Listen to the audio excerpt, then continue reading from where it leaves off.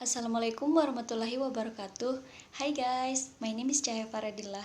In this video, I'm gonna explain about cara membuat bad news message and instant message. So, let's get started. Bad news message. There are two approaches you can use to deliver a negative news message.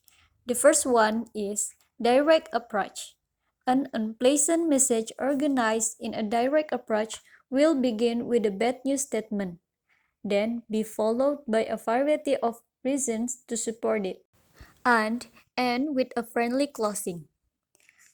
Suatu pesan yang kurang menyenangkan yang diorganisasikan dengan pendekatan langsung akan diawali dengan suatu pernyataan bad news. Selanjutnya, diikuti dengan berbagai alasan yang mendukungnya, dan diakhiri dengan penutup yang bersahabat.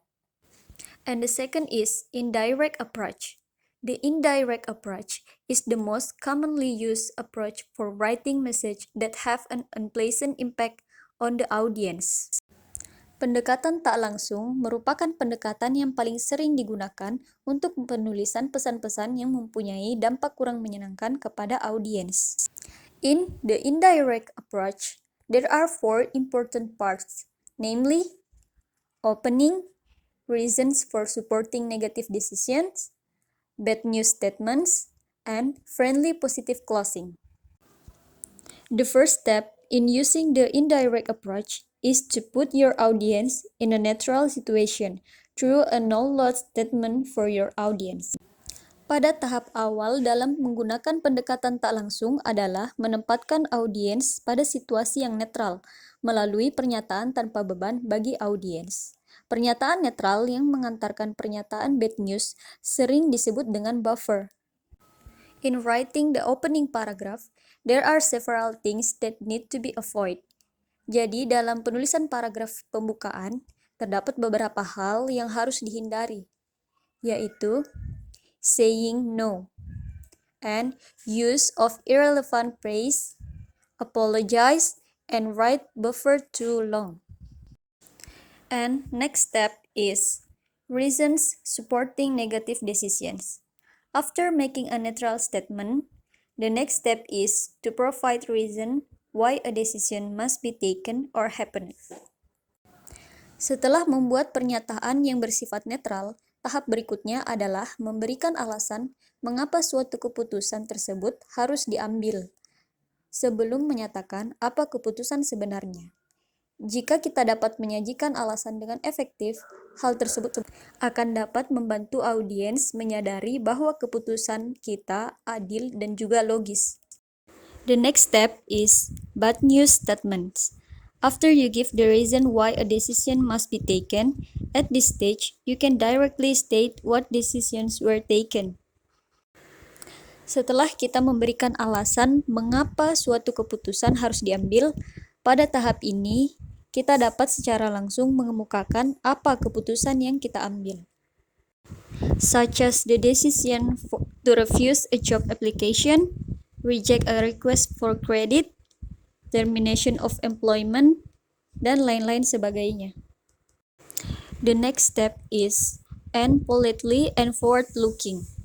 After you convey the message that are less than pleasant, the next step is to provide a positive, warm, friendly, and more pleasant afterward.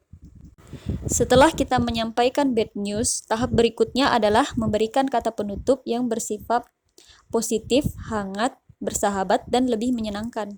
Di samping itu, kita dapat mengusulkan suatu cara pemecahan masalah atau solusi masalah yang dihadapi oleh audiens kita. Dan yang lebih penting lagi adalah memberikan kesan yang baik kepada audiens kita. So, that was the explanation on how to make bad news message. Next, I will explain about how to create instant message. There are some tips to create efficient instant message. The first one is greet the other person briefly at the start of the instant message conversation. Yang pertama, sapa orang lain secara singkat di awal percakapan instant message. Jadi, sebelum mengajukan pertanyaan, kita harus memberikan salam atau sapaan terlebih dahulu. For example, hello Mr. Thompson, Assalamualaikum, and good morning.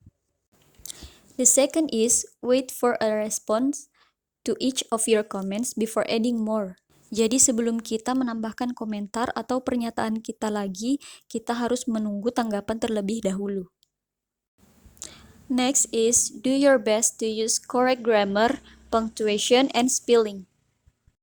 Lakukan yang terbaik untuk menggunakan tata bahasa, tanda baca, dan ejaan yang benar.